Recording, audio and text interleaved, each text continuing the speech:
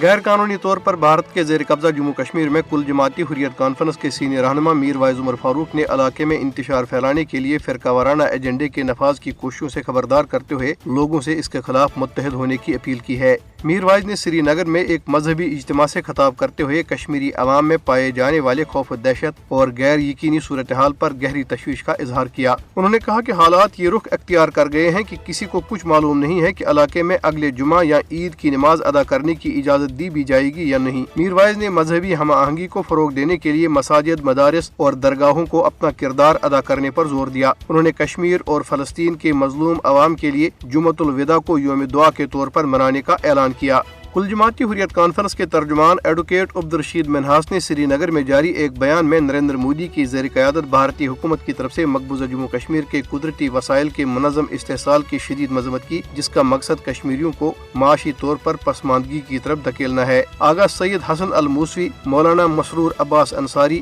اور آغا سید محمد ہادی سمیت کل جماعتی حریت کانفرنس کے دیگر رہنماؤں اور علماء دین نے بڑگام، پٹن اور بیمنا میں الگ الگ اجتماعات میں اسی طرح کے جذبات کا اظہار کیا۔ نیشنل کانفرنس کے نائب صدر عمر عبداللہ نے 5 اگست 2019 کو دفعہ 370 کی منسوخی کے بعد سے مقبوضہ جموں کشمیر میں بگڑتی ہوئی صورتحال پر تشویش کا اظہار کیا۔ عمر عبداللہ نے ضلع اسلام آباد میں ایک پارٹی کنونشن سے خطاب کرتے ہوئے کشمیریوں سے ان کی منفرد شناخت، زمین اور ملازمت کے حقوق چھیننے پر بھارتی حکومت کو شدید تنقید کا نشانہ بنایا۔ PDP کی صدر محبوبہ مفتی نے سری نگر میں صحافیوں سے گفتگو کرتے ہوئے مقبوضہ جموں کشمیر میں جاری جبر کے ماحول پر افسوس کا اظہار کیا اور کہا کہ صحافیوں کو بھی اظہار رائے پر پابندی کا سامنا ہے۔ انہوں نے ہزاروں افراد کی جیلوں میں نظر بندی سمیت کشمیریوں کو درپیش مشکلات کو بھی اجاگر کیا۔ بھارتی پولیس نے مقبوضہ علاقے میں آزادی پسند سرگرمیوں میں ملوث ہونے کے الزام میں مزید 3 افراد کو گرفتار کر لیا۔ گرفتار نوجوانوں کی شناخت محمد اقبال، غلام محی الدین اور ریاض احمد کے ناموں سے ہوئی ہے، جنہیں کالے قانون پبلک سیفٹی ایکٹ کے تحت جموں کے کوٹ بلوال جیل میں نظر بند کیا گیا۔